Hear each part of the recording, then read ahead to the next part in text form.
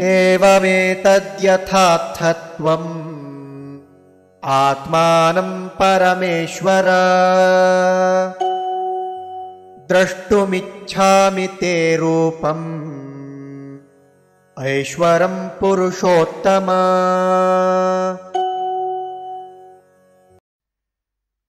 एवं एतत् यथा आत्थ त्वम् आत्मानं परमेश्वर द्रष्टुम् इच्छामि ते रूपम् ऐश्वरं पुरुषोत्तम।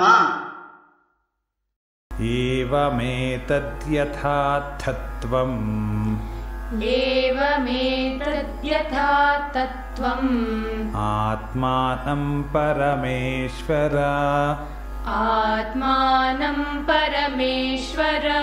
द्रष्टुमिच्छामि ते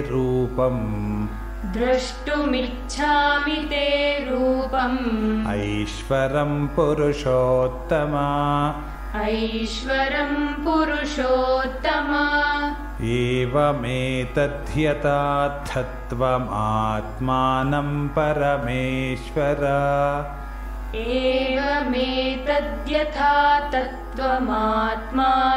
परमेश्वर द्रष्टुमिच्छामि ते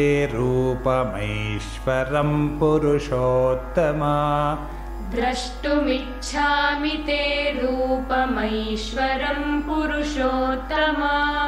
एवमेतद्यथार्थत्वम् आत्मानं परमेश्वर द्रष्टुमिच्छामि ते रूपमैश्वरं पुरुषोत्तम। एवमेतद्यथार्थत्वमात्मानं परमेश्वर द्रष्टुमिच्छामि ते रूपमैश्वरं पुरुषोत्तम।